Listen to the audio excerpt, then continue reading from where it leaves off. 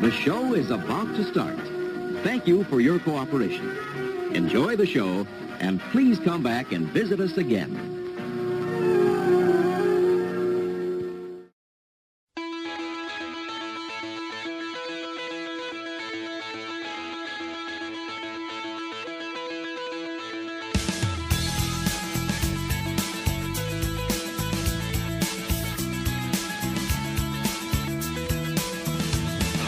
All right, everybody, we are back. Season 3 of the 9 Years podcast has arrived.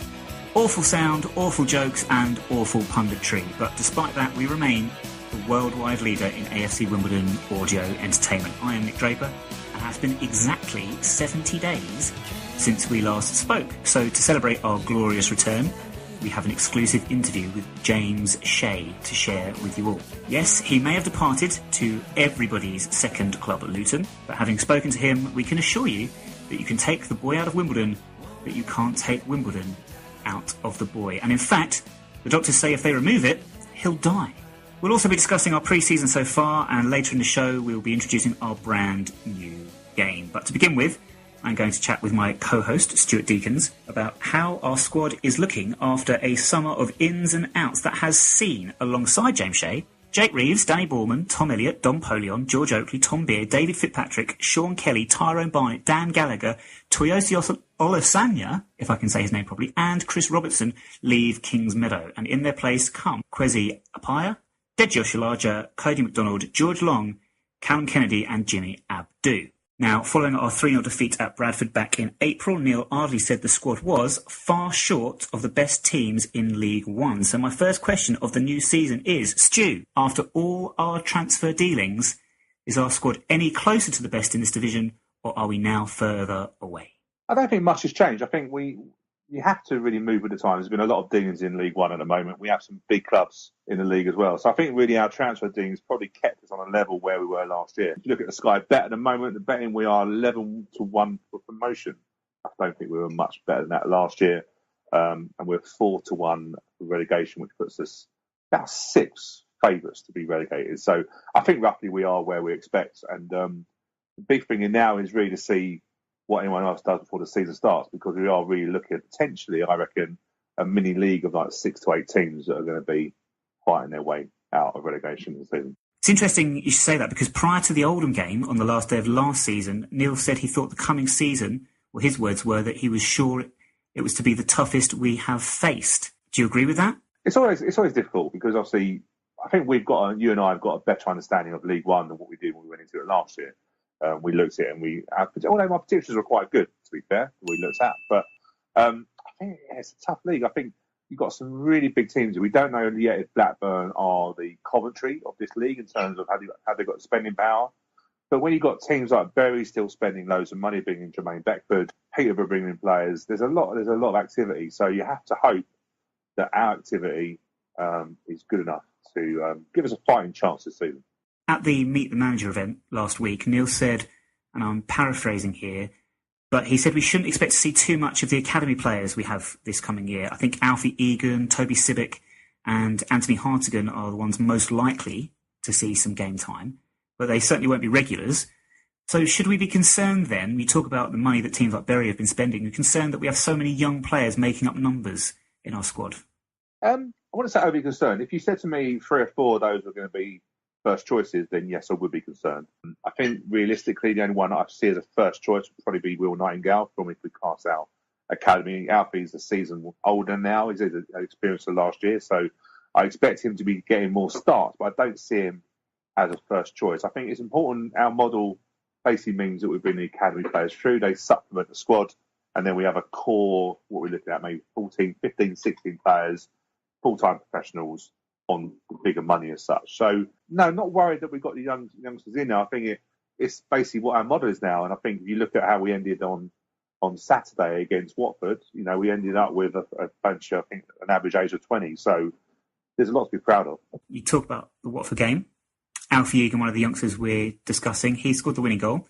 We beat Watford 3-2. Cody McDonald scored the other 2. But before I ask you about the performances of some of our new players, we do have to say that Watford... You just made the list! Now, I know it was a pre-season, and I know I have a rule of having had to have been at the game for a team to make this list. However, this is Watford. Okay, so all bets are off. They join my list of change kit shame alongside Bradford City, Port Vale, Coventry City, Northampton Town, and ourselves. Anyway, with that said, let's get your first impressions of some of the new kids on the block, who I'm reliably informed had a bunch of hits, but Chinese food makes me sick. Stu, George Long. Yeah, interesting, wasn't it? When he signed, there was a lot on social media was, why are we getting a Sheffield United lone keeper who's couldn't get in their squad last year? I saw him, obviously, the game against Eastleigh was postponed, cancelled because of their pitch quality. I went back to the training ground afterwards and I saw a training game, and I have to say George Long was outstanding. And one thing you sense when you watch a goalkeeper is the back four in front of them, the two centre-halves especially. And I think that day he had Will Nightingale and I think that might be Josh Larger, and you could just see an admiring look. They sort of felt comfortable with him behind, and yeah, I think he won a lot of friends amongst our fans on Saturday because he made some outstanding saves. What about Cody McDonald? Yeah, he's one of those interesting. I saw him again last week in a training game, and he looked like you get some players that are excellent in pre-season, get themselves fit, and some who really need competitive fixtures for them to get their juices flowing, shall I say.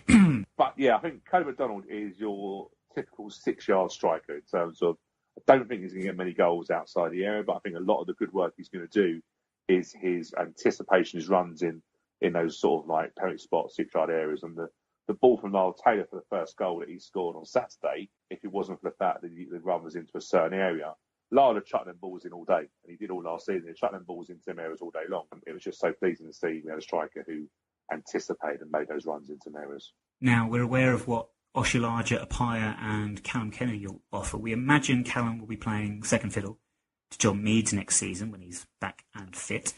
But would you expect Deji and Kwesi to be first choices on the team sheet? Cody McDonald seems to be, as you're saying, there are poacher.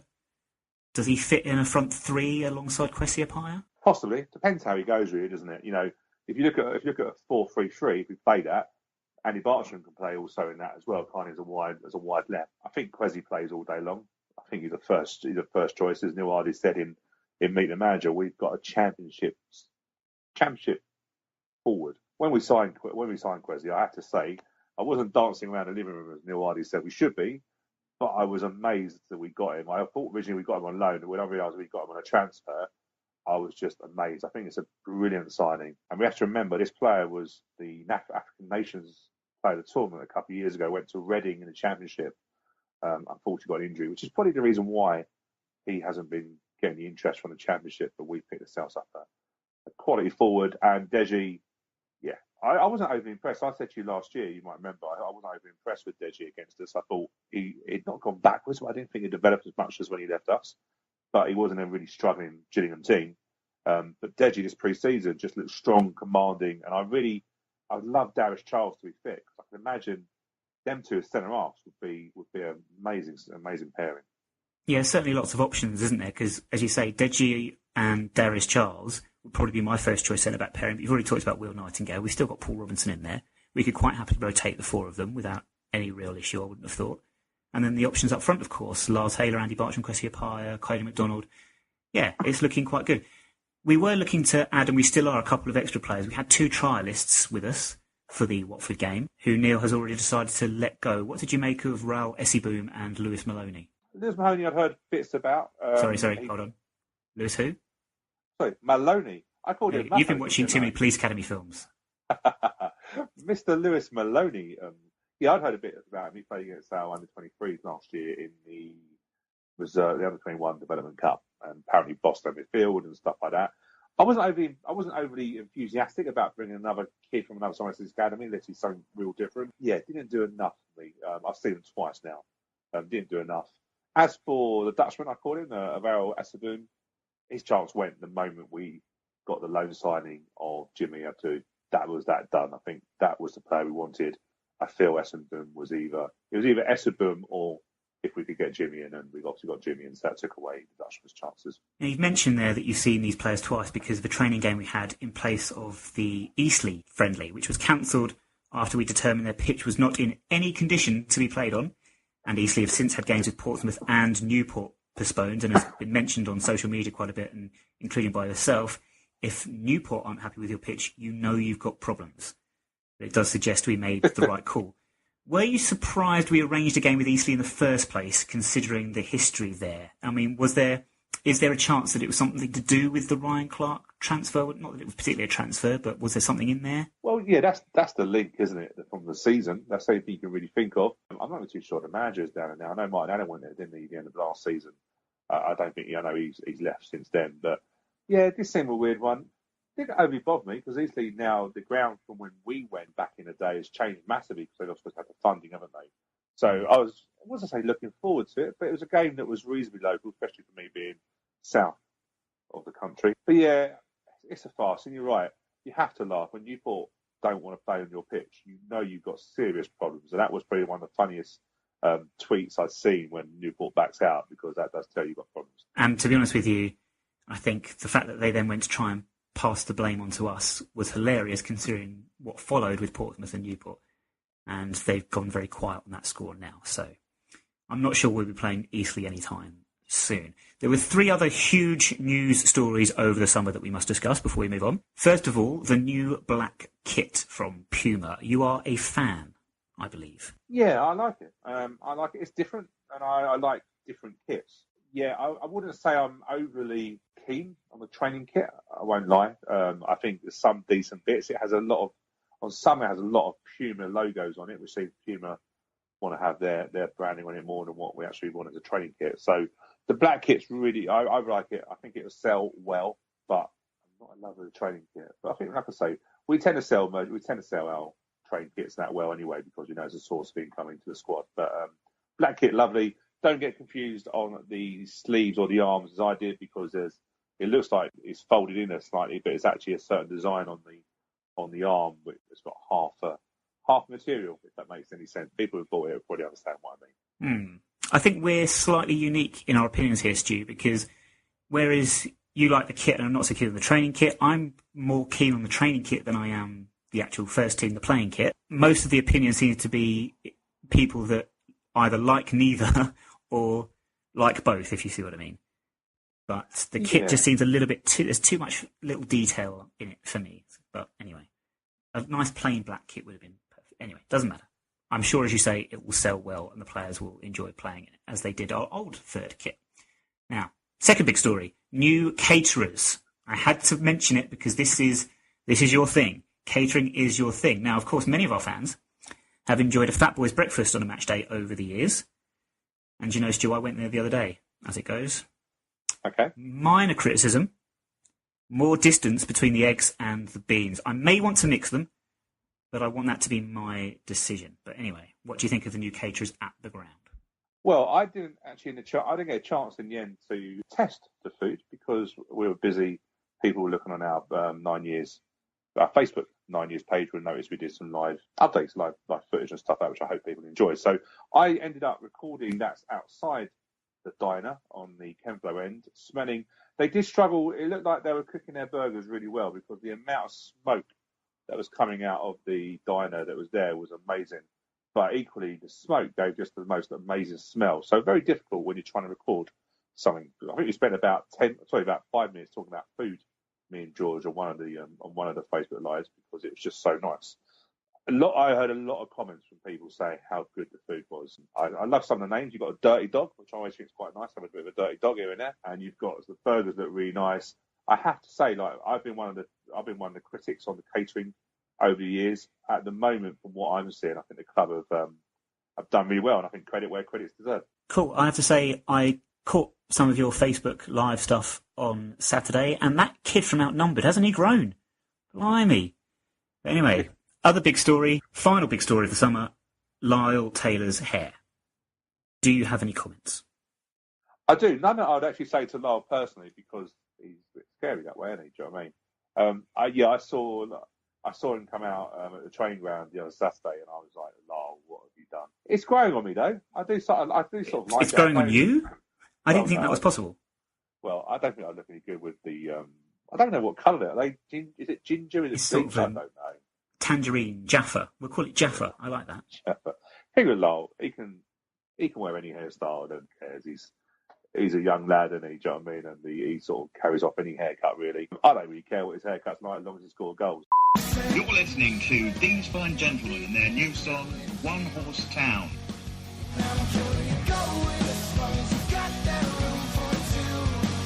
Available now on iTunes and Spotify. James Shea, you're joining me having not long returned from a pre-season tour of Slovenia with your new club, Luton Town. How long were you away for? And did you play any games over there at the time, or was it just a training camp? Yeah, no, we went, we was away for a week. We went last Sunday, and we got back Sunday just gone. We had a good time out there. We had a game out there on the Saturday, so we had a good week's hard training.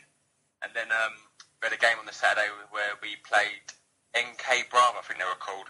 And we won 6-2. Had a good we done two teams, 45 minutes each game. So it was good in the end. Good little run out. Another 45 minutes under the belt, and we won. So that's the main thing. And Slovenia are a little bit more picturesque than Luton. Yeah. It was ski resort where we stayed and everything. So we're up in the mountain, and it's pretty weird because there's no snow, and you're standing at a ski resort. You see all the chairlifts and everything. So that was a bit weird, but it was a great view from the hotel and the training pictures and everything. So it was a good week's training, and had a good time to be honest. And last night, if I've got this right, you had a friendly. I say last night. This would have been Tuesday night just gone. You had a friendly away at Hitchin Town. Is that right? Yes. And yes. We were supposed to be playing St Albans, but unfortunately, a terrible incident happened at St Albans yesterday. A man passed away, and they rearranged the fixtures, so we ended up playing Hitchin Town in the end. So. Yeah, it was good to get 90 minutes under my belt and everything, but it's terrible what's happened at St Albans. Yeah, difficult circumstances, I can imagine. Did you then end up playing? So you played 90 minutes last night, did you? Yeah, I got my first 90 minutes under my belt last night for Luton. What we've got told is I'll be playing 90 minutes on last night, and then Stecky, the other goalkeeper, was going to play 90 minutes on the weekend. So it's good to get me first 90 minutes under my belt. Clean sheet, that's all I can ask for, really. Now, the move to Luton, I think I speak for the overwhelming majority of Wimbledon fans, say that we were gutted to see leave at the end of the season. But I personally was delighted that you managed to sign for such a good club. Luton are my second team. How did the move come about? To be honest, it all happened really, really quickly, to be honest. It was a Thursday evening I found, my agent rang me and said, Luton are going to be, Luton are interested. Do you mind going to go meet the manager Friday morning? So I was like, yeah, no problem. So when I met the manager Friday morning, he showed me around the training ground. The training ground's absolutely beautiful, to be honest. Unbelievable for a League Two club. Just told me where he wanted to take the club, and that was about it, really. And to be honest, after the chat with the gaffer, I was pretty much sold. I said to him, I just want to go speak to Mrs., speak to the family, tell them everything. And I rang him back that night, Friday night, and just said, look, I want to sign. And got it all done. To be fair, the players had the weekend off, so I couldn't get officially done till the Monday. But once it was all done, it was all finished. I signed, and now I'm a Luton player, which is a bit weird. I'm not going to lie. It's probably a pretty convenient move for you, though, isn't it? You're still based in King's Cross, is that right? Yeah. So you can. To be honest, it's actually quicker for me to get to Luton than it is to Wimbledon. You work that one out. No, I remember it well. I used to live up there. I just jump on the train in the morning. Yeah. And it's really easy. It's half an hour on the train. Sometimes the quick train's 20 minutes. So it's easier to get to Luton than it is to Wimbledon. And last season, Luton fell in the semi-finals of the playoffs in League Two. So I'm guessing, again, promotion is the aim there. Yeah, it's a massive club. And what the manager's done, he brought some big players in. I think there's only one target, it's just get promoted. And I think if we don't get promoted, the whole club's falling short. And so the main aim, we've just got to go up this year. We've got to go up. You talk about Luton being a massive club. Another massive club, of course, AFC Wimbledon. You signed for us 2014. Yeah, I think. Yeah. 3 seasons ago, and I'm not going to lie, it is absolutely flown past. Yeah, I know. When I thought, it seems a long time ago now, but I do actually remember your first game for us, or your first competitive game, was home game with Shrewsbury, I think, on the opening day. We drew 2-2. 2-2? Yeah. And funny enough, my first clean sheet for Wimbledon was actually against Luton. It was, yes. Of course it was, yeah. The following week. We won 1-0, didn't we? So that was a little bit of a coincidence. I said it to a couple of the coaching staff the other day about it.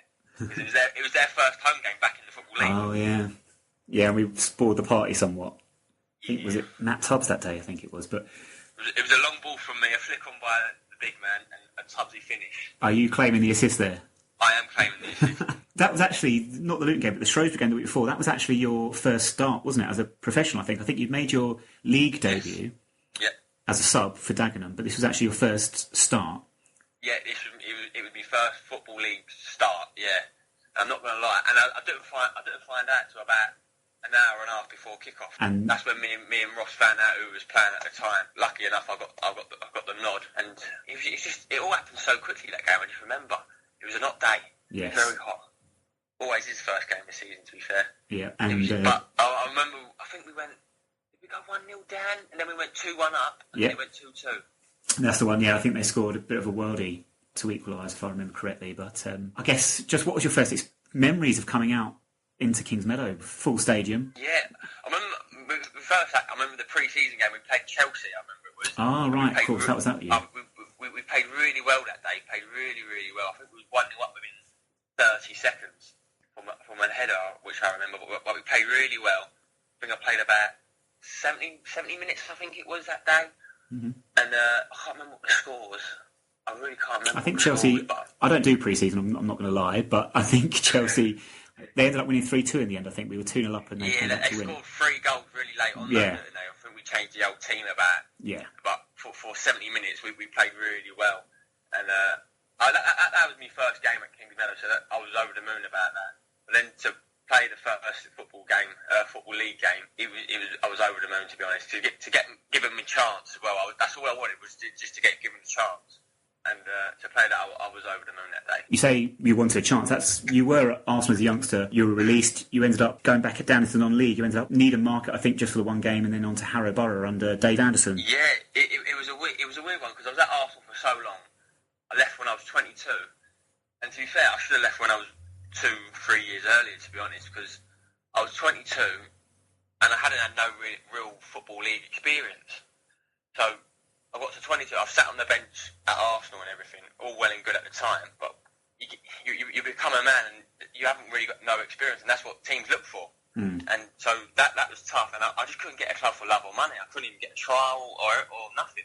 So lucky enough, I still ended up training at Arsenal. They let me train there for the season. Right. And it was a weird one, because I got a phone call from Needham Market to say, do you mind coming to play a game for us? It's an FA Cup qualifying round. Mm-hmm. Yeah, why not? It's a game, we'll see what happens. And thankfully we ended up winning that, and then we got to the next round, ended up playing again.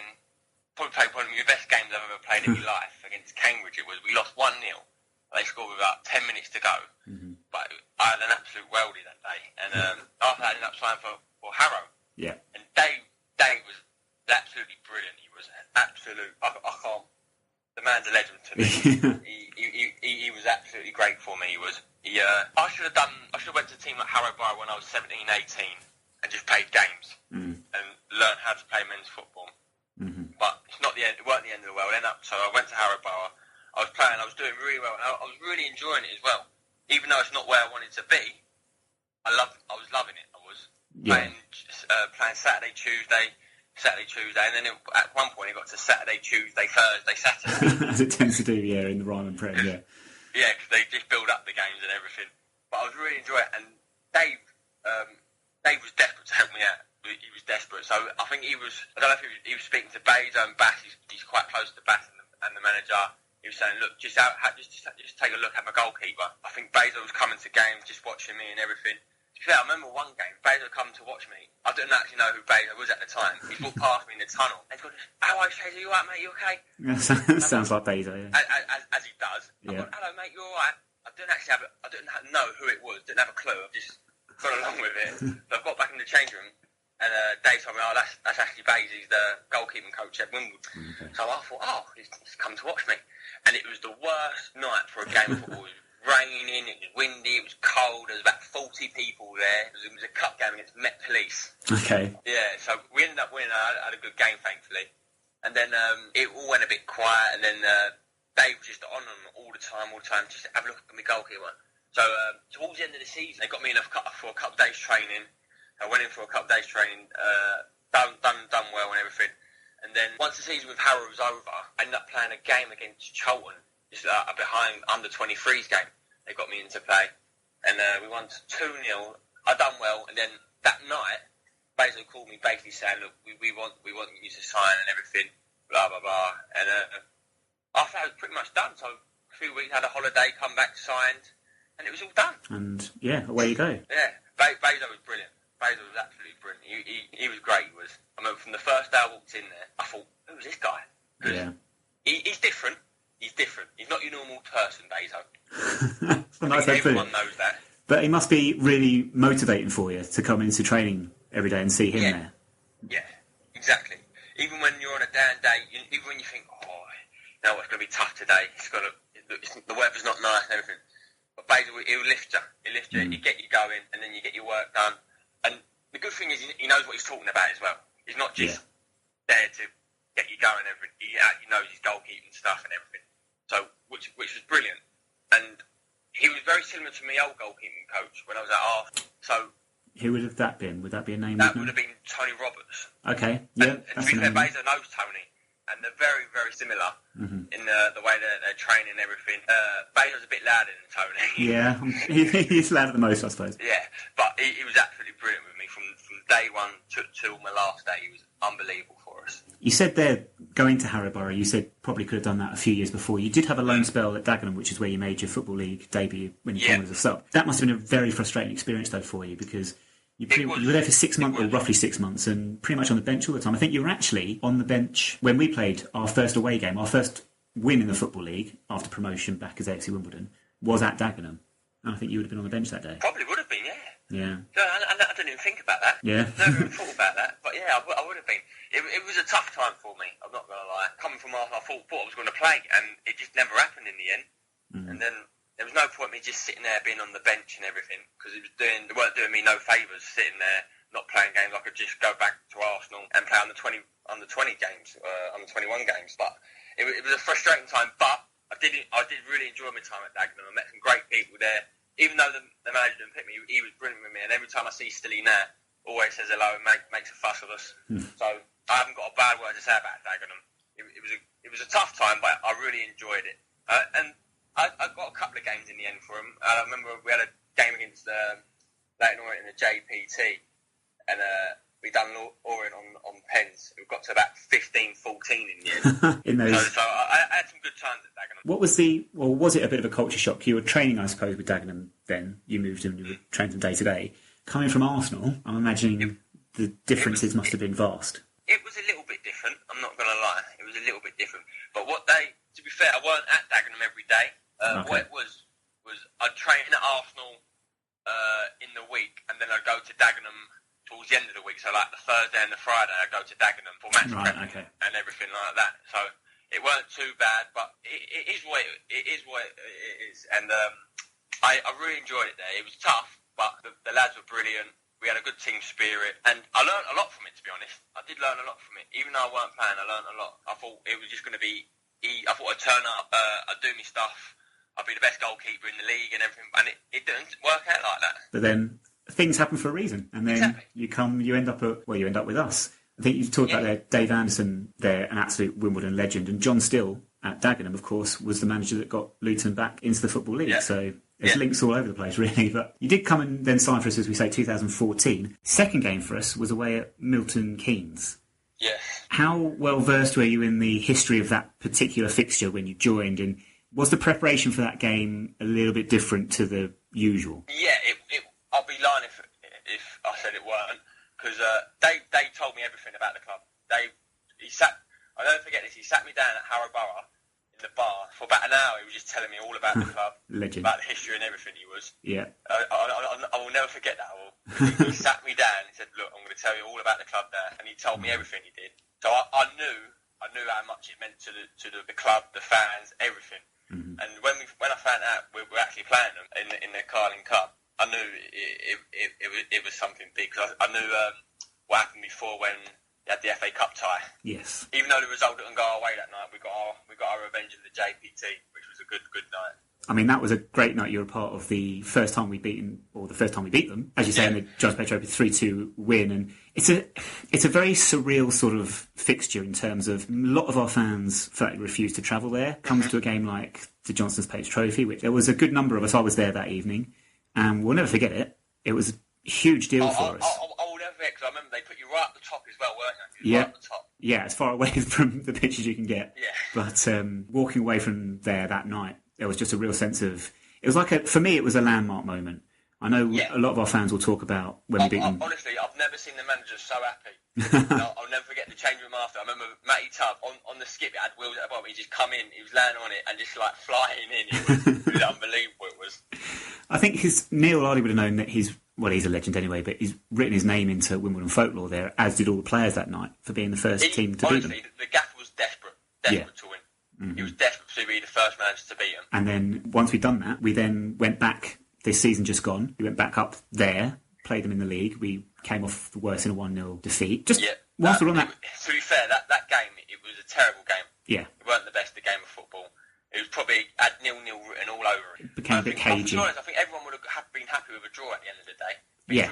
You said 0-0 at the start of the day, you think, you know what, we'd take that. Mm-hmm. To go there and get a 0-0. It's not a bad point, it's a good point. But we certainly then got our revenge. God, did we? So I'm guessing, what was the build-up like to that game? Because we're not just talking about going to their place now. It's the first time we had them down at Kings Meadow. Security and everything like that was off the scale. It was unbelievable, weren't it? It was mad. Did you have to, or did you want, I don't know if you wanted to, but did you have much interaction with their players and staff prior to kick-off, or was it very much a case of sticking in our dressing room, going out on the pitch and just doing a job? Yeah, to be honest, it was like a normal game. You don't really, or I don't anyway, speak to opposition players before games or anything like that. Okay. I've never been one for doing that. So normally when I get in, I'll go have a look at the pitch, see what the pitch is like, and then I'll be in the change room, just getting myself ready for the game, to be honest. I'd really speak to any of their players, to be honest. And afterwards, I guess, atmosphere in the changing room? Cool. The thing is, though, we beat them, but we battered them. Yeah. That night. Yeah. I think it was the way we played, and I don't think we were playing well at the time, to be honest. What I remember, I can't remember what our fixtures were around that time. I don't think we were playing well. Yeah. But everyone knew we've got to turn up for this game. Everyone knew, and we battered them for 90 minutes. I felt like that game, especially when we got the second goal. You thought we going to do this. You thought this is unbelievable. You could tell the only time the atmosphere had come close to that was the Liverpool game. I felt like. Yeah, I was going to ask you actually about that, because it's very difficult, because I guess when you're involved in football, when you're playing or managing whatever, you'll always say you treat every game exactly the same. I think that's because you expect that's what fans want to hear. But as fans, we don't treat every game exactly the same. You know that. You know that the atmosphere when we play Liverpool or Milton Keynes is, of course, off the scale in comparison to when we play Hartlepool or Barnet, for example. Yeah, of course. The two best atmospheres I've had at Kings Meadow was the Liverpool game and the MK game. Yeah. That was unbelievable, honestly. I couldn't tell you. I couldn't even hear myself think for them games. And I think what's often forgotten, I know as you say, we battered them that night, but you had to make a couple of very good saves, and one I think at the near post at 2-0. If that goes in, or just before we score the second goal, it could be slightly different. So I remember that one. You know what? I thought it was in. Oh, really? It clipped off me. He got through from the near post. He's hit it. I've always said to him, oh no. And then I just see the ball go out the other way. I felt it just hit my ankle and it just went out. So I think once I saved that, I thought, you know what? It's our night. It's going to be, yeah. You have those moments in games sometimes where you just think, yeah, it's going to go our way. I actually thought it was in. I thought it's gone through my legs. But I didn't tell no one that at the time. No. We might, yeah, probably best actually. I think last season, though, that save and the Milton Keynes saves and everything summed up, I thought, fantastic season that you had with us. And you were a name that many of our fans spoke to us about. They considered to be our player of the season. It didn't start particularly well, though. In the summer, we brought in... No. It never. I'm not going to lie. I was very disappointed not to start the season. But the gaffer went with Clarkey. That was the gaffer's decision. I respected it. And to be honest, I just got on with it. I didn't want to sulk or anything. No. And I knew if I keep doing well in training and just do my own thing, I'll get given a chance. And lucky enough, I didn't have to wait too long. I think it was only about 7 games in or something. I got given a chance. Yeah. And thankfully, I took it. I had a chance to go out on loan as well, but I thought I just did not want to go. I didn't want to go. Did you have a club interested, or was it just a suggestion you went? Yeah, I had the option just before the Rochdale game. The Basil come up to me, look, do you want to go? And I said to him, no, I don't. You want to stay fight for your place. Rochdale away game. And then about two weeks later, I was playing. So it worked out a good decision. Yeah, the right decision. When Ryan Clark was brought in the summer, did he come in? What did Neil tell you about him coming in? Was it that he wanted the two of you to be competing for a first-team place, or was it made clear that Clark was going to be his first choice on the opening day? What I got told is that they're going to bring another goalkeeper in, fight out over the pre-season, and whoever plays. Mm-hmm. I thought, fair enough, that's fine. As long as I get given a chance, that's fine. He brought Clark in. We had the whole pre-season, and then first game of the season, he's gone with Clarkie. That's the gaffer's decision. I felt I was disappointed with it. I'm not going to lie, but that's the gaffer's decision. And that's what he's paid to do. And thankfully, I didn't have to wait too long to get my chance. And you took your chance away at Charlton and performed superbly. That was a good day. That was a great day. Stu, unfortunately, can't be with us for this interview, but can you just put into words just exactly how good a day Charlton away was for everyone that was there? Top 2 away days of the season, by far. There you have it, Stu. Sorry, Stu couldn't make Charlton away, just to say. Oh, didn't he make it now? No. So, just really twist the knife in. That day. He missed a good one. Yeah, he did. The atmosphere behind the goal was fantastic. We got 2 late goals to win it. It was probably one of the best games of the season, to be honest, I felt like. I think it would be up there, definitely. I just felt the team, or certainly our back four, just seemed a little bit more relaxed and a bit happier. I don't want to speak ill of Ryan Clark, really. That's not what we're here to do. But that was certainly the sense that I got watching that day. They were a lot happier having you there. Well, thanks. Oh, no, you can't really, probably a bit unfair question to put on you. But after that... I knew him as well. I get on well with everyone over there. And I was just waiting for my chance. I was training well at the time.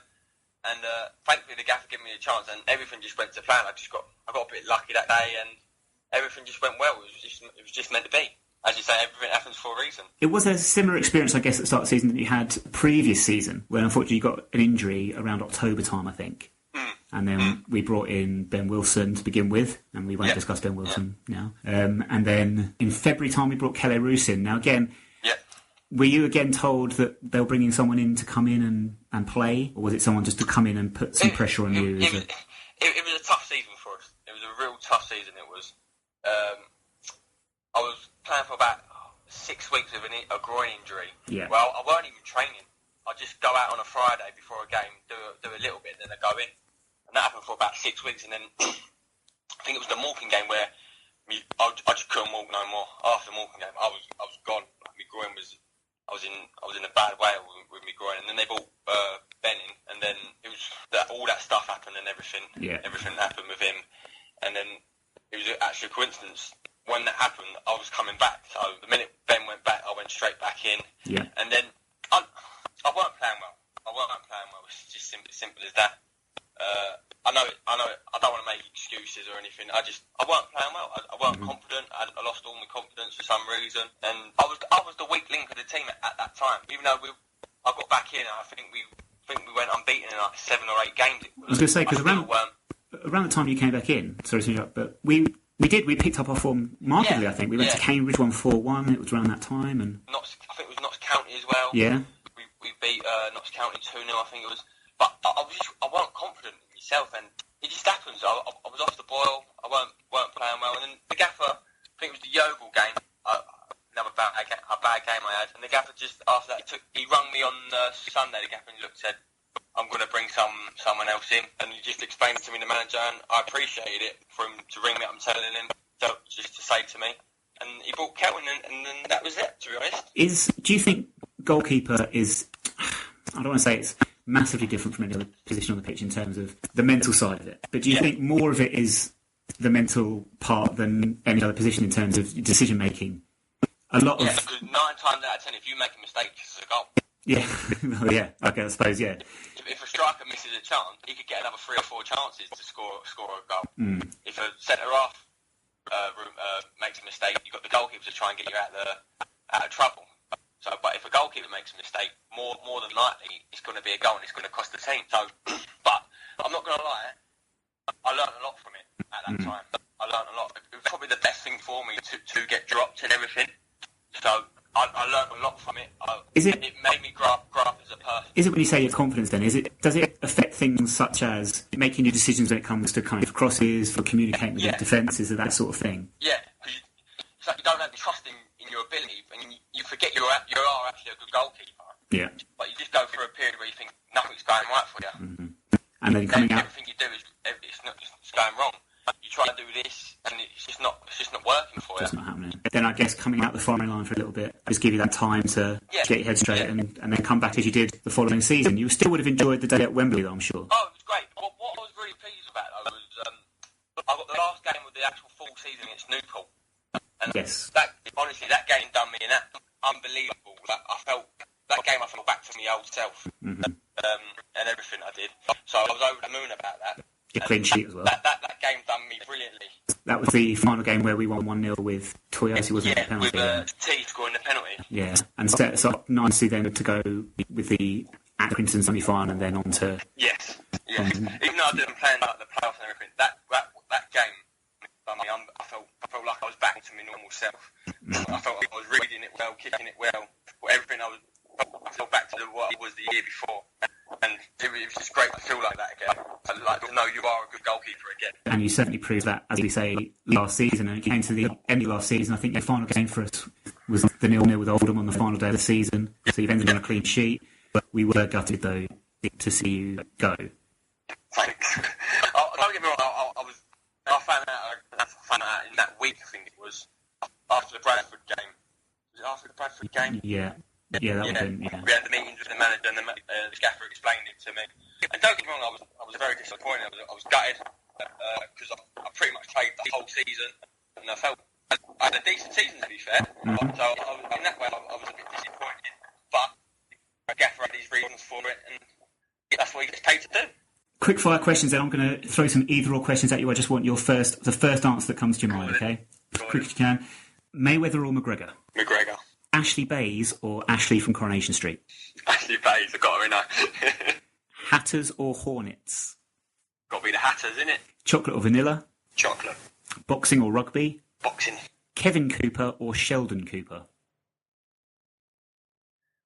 That's not funny. That's not funny. I'll go Sheldon Cooper. Radio 1 or Radio 5? Radio 1. Alexa Bliss or Paige? Paige, I don't know. And finally, when you're making a cup of tea, is it bag first or milk first? Milk first. Oh, that's controversial. Is it, yeah? It is. But, so Sheldon Cooper, are you not appreciative of the likeness? I thought it was hilarious. And Danny Bullman, we had a group chat. He cut my head off. He put Sheldon Cooper's head on my body, he did. And everyone thought it was absolutely hilarious. But it's grown on me. Every time I run over to me go and sing, there's only one Sheldon Cooper. I thought it was absolutely brilliant, I did. You've just given me an idea for something we can do on our Twitter, but... James, thank you very, very much. That's great. Anytime. We wish you all the best for the season with Luton. I do in particular, of course, and I guarantee you I will be up to Kenilworth Road this season. I do tend to go up there once or twice a season, so I'll be up there to watch you and maybe grab a chat with you then as well. Yeah, no problem at all. Let me know when and where and I'll see you. Nice one. James, you're a star. Cheers very much. Thank you very much. Okay, it is with deep regret and sorrow that I have to break the news that Polion Go is no longer with us. I should have perhaps foreseen that Dom, having travelled to 42 different league grounds around the country last season, would find somewhere new to ply his trade. I didn't think it would be Bradford, but alas, after 42 editions of the quiz, taking us all the way from Port Vale to Stoke, and providing us with some great memories. Turf Mill. And an insight into Stu's geographical knowledge. So I'm going to go for the Manchester club. Let's go for Sheffield United.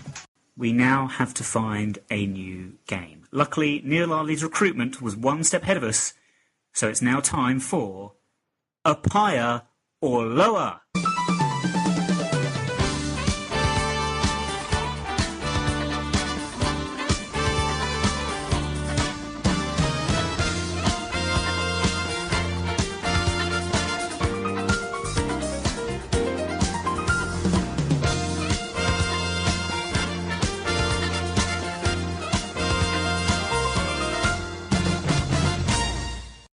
Very simple, Stu. I'm going to start with a number, and then I'm going to ask you a question. You have to say if you think the answer to that question is up higher or lower than the previous number. I have 5 questions, and we'll keep a record every week of how far you get. Does that all make sense? I'm lost for words. The excitement is just getting to me. Yes, I'm partway. I know. It's just beyond excitement, really. You can't explain. It's like a euphoric state, isn't it, when we get a new game? Well, I'm just glad it's not Poland Go, because I was absolutely rubbish at it last year. So let's hope that I've had get a bit of a better start this year. My thinking is that you will be better at this game, okay? So let's begin. The first number we are starting with, I have chosen number 26 because that is Kwesi Appiah's age, okay? Is the next number up higher or lower than 26? It is the number of Wimbledon wins in all competitions last season. Ooh. Is that up higher or lower than 26? Second? Let's have a little think. I'm not cheating here, by the way. Would never do about that. I would say lower. You're going for lower? It is lower. Well done. It is 17. Considerably lower. It's quite a lot lower, isn't it? 13 league wins and a few cup wins and a few Choke the Chicken Trophy wins as well. Next one. Goals scored by Tom Elliott for Wimbledon over his 2 seasons with us. Is that up higher or lower than 17? That would be up higher. Yeah, well done. 19. Oh, not much. Not Yeah, much. not much. It was He scored many tight, in his first season. but then I like them to be tight. Next one. Ghana caps won by Kwesi Appiah. Is it up higher or lower than 19? Lower. It's 6. Well done. You are so much better at this game than you are Poli on Go already. And we've only been playing for like 30 seconds. It's a 50-50. That's true, actually. I hadn't thought of that. Okay, well, anyway, next one. The number of appearances Jake Reeves made for us in his first loan spell. Is that up higher or lower than 6? Lower. It's 5. My word. I think that's, 4 in a row that you've got right? I remember it well. And actually, one of those games, I think 2 of those games were Exeter and York. They were. Because they were the games when I think we played York on a Saturday, then Exeter. And I remember him very well. I remember thinking, what a player. What a very good little player we've got there. And then Brentford took him back. What a little good player Jake Reeves was. Yes. He also played in that, as you say, sorry, that 3-0 win away at York, where you discovered your love of ball boys. But anyway, moving on. Final one. Yeah. Final question. Where's York? Where's York now, eh? It's still up in Yorkshire, Stu. Okay, final one then. The number of career goals scored by Adedeji Oshilaja. Is that up higher or lower than 5? Oh, that's naughty. He does get on the score sheet. I think he scored a couple for us. I'm going to go for a higher. It's 6. And my word, Stu, you have actually got all the way through with a 100% record. I've now set a standard that I now need to keep. I don't know. I think we've got to find a new game already because it's not as much fun when you're good at it. Well, yes, I'll make it more challenging. I thought I had done. Obviously, I've designed this for perhaps a Year 5 class in primary school. Perhaps I need to get out of that way of thinking. But anyway. Well, if you liked that game, maybe just send us #Appiah on Twitter. And if you didn't like it, maybe #lower. If you didn't like Stuart winning, which is probably more, if you didn't like I didn't make any muck-ups this time, then yes, please let us know. Please do let us know. Right. Next then, on this week's show, as we have discussed, we have a number of new players in the squad, and I thought it would be good to come up with some new songs for them. Now, I've got 2 ready to go this week, Stu. Okay. With the help of my brother, Chris. Worrying. I'm going to play you a couple of songs we thought might be nice for our new players, and songs perhaps we could hear on the terraces at Kingsmeadow next season. Okay? Now, do you recognise this song, Stu? I think I do. It's got a very distinctive, beat to it. I remember this. Bit of a Betty Boo. It was indeed. It is indeed, I should say, Betty Boo. Now, it's got quite a long intro before we get to the good bit, so let's do a quick fast forward. I actually remember the video for this as well. It's quite a good video. Here we go. New song then. Listen in. Jim Abdu. Jim Abdu. Just doing a do when you are through, and there's nothing you can do. Jim Abdu. Jim Abdu. Just doing a do and you are through. And there's nothing you can do. Do you know what? I can't stop laughing at that. Do you know how many times I've listened to that over the past 24 hours? It's so stupid. Yes. Can we not It certainly is. imagine the Athletics Terrace singing that next season? Yes? I would love to say yes. Realistically, Okay. we'll soon find out. Hey, you know what? We might turn up to Brentford at home midweek in the something cup. I can't remember what it's called. The League Cup. That'll be what we call it. We're coming on to that one, don't worry. You never know. We may have that son. Okay, well, what about this one?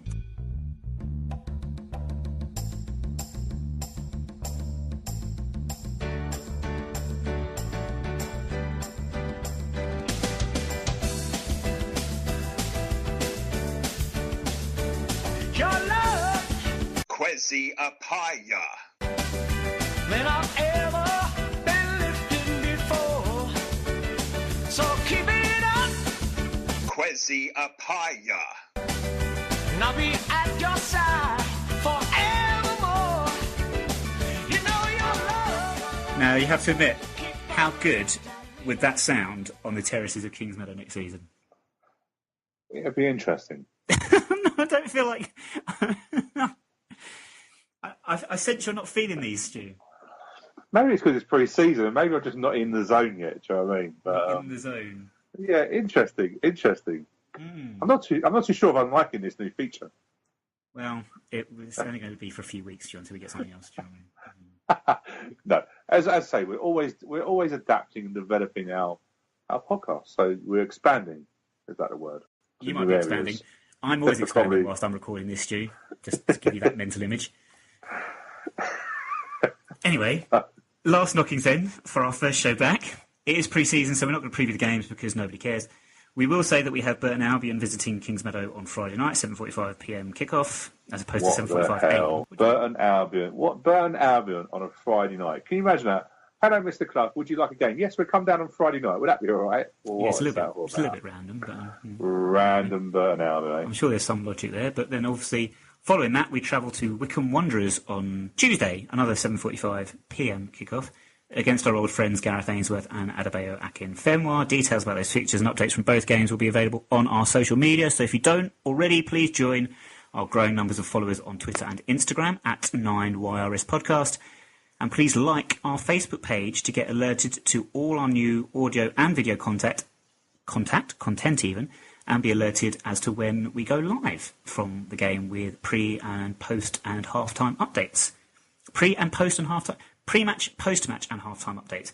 It is the first show back. It is our pre-season. You have to forgive me if I stumble over my words. You can find that on Facebook, facebook.com/9YRS podcast. You may have also seen that we have launched our Monday essay on 9yrspodcast.org. We have a team of writers providing comment on the latest Dons or wider football news. Kevin Boras was this week's contributor, and he was discussing what he thinks is the biggest consequence of Tom Elliott's departure. It is a great read, so please do check it out now. As I say, 9yrspodcast.org. The other thing we have to tidy up, Stu, is that we release this on Thursday the 20th of July. We are back. So by the time you're listening to this, a poll will be up on our Twitter page, okay, at 9YRS Podcast, as if you haven't heard that enough already.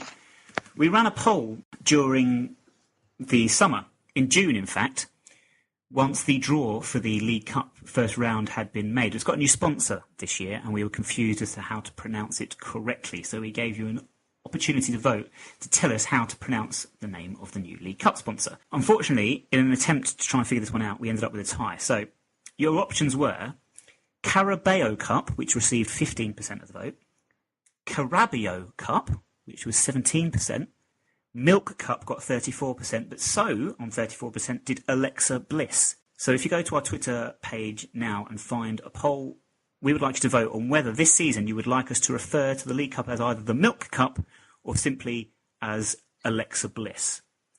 And we'll run that poll for about a week and report the result next week on the show. And whichever has won is what we shall call the League Cup next season. Agreed, Stu, yeah? Sounds good to me. Alexa Bliss always sound good to me. Packed first show back. no time to discuss other events over the summer, Stu, but very quickly, how was the honeymoon? Yeah, honeymoon was great. Went to France, which I didn't think I was going to enjoy because it's for the French people. Brilliant. Let's start off with the racial slur. Love it. But actually enjoyed it an awful lot better than what I thought. Did a bit of Paris sightseeing, Euro Disney, which turned me into a big kid again, which I didn't think it would. Then down to Barcelona, who can't like Barcelona in the summer, and then Tenerife for 8 days where I did absolutely nothing and loved it. And then but it feels like it was a distant memory. It's just mad, but yeah, loved it, and looking forward to my married life. You say there that you went to Tenerife and did absolutely nothing. How does this vary from most days? Nothing. It just meant I had a pool to do absolutely nothing in. Paul? Why was he there with you on this honeymoon? This is all very strange. What I love about when you go on a summer holiday is I literally went down and had breakfast. I had everything cooked for me, so I kept saying I'm not going to have a cooked breakfast, but did every morning because it's cooked for you. Why would you not? Sunbathing between sort of like 11 and 2, get a siesta, sleep and do nothing, then go out and get something to eat. What more can you want on a holiday? I did absolutely nothing and loved it. I'm sorry, but yeah, okay. It honestly doesn't sound that much different from your day-to-day life, to be honest with you, Stu. Come down, have breakfast cooked for you, have a nap during the day. That's because I'm married now. Exactly. Because I work hard during the day. I do work hard, honestly. Yes, you do. So all that leaves me to say is thank you very much for joining us for this first show back. Please spread the word and join us next Thursday, when we'll be discussing whether, with a female Prime Minister, a female Home Secretary and a female Doctor Who, if men will ever be able to achieve gender equality in the workplace. In the meantime, Alexa Bliss, and remember kids, bag first, milk last. We'll speak to you again next week.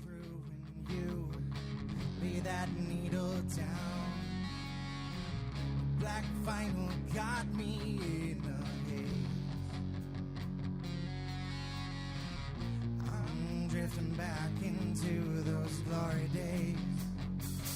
They'll sing about girls and cars, sneaking into bars, drunk fist fights and battle scars. Lord, how I wish those days were mine. And they'll sing about smoking in the glory days, chasing the ones they got away. Lord, I could spend this whole damn night dreaming about the sweeter times.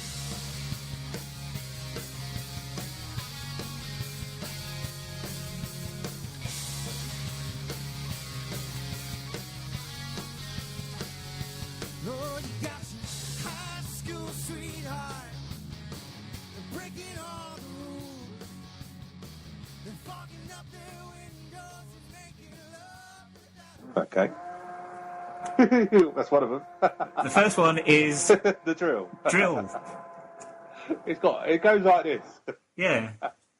The kids. What the kids listen to these days, I just don't get it. I just don't understand it. It's just boom, boom, boom. But you know what? That was going to be one of them this week, but unfortunately it's not anymore because he's gone. But never mind. I was going to do it. Oh, Essen Boom. Essie Boom, yeah. Who's doing a do then? Well, this is what I'm going to do now. Cool. If I can find it. Boom, boom, boom, boom. Dun, dun, dun, dun, Yeah. dun, dun. Rowl Essie Boom. I want you in my room. It should have. That's wrong. I know, that's how it works. I'm just loading. I thought we were like trendsetters. We were going to set songs for the terraces. That we are. Cool. Okay. This is going to be the first one, right? Going to go a little pause, and then here we go. Okay. Cool. Right, can you hear that? I can. Okay, I'm going to start again from the start then. So, right, here we go.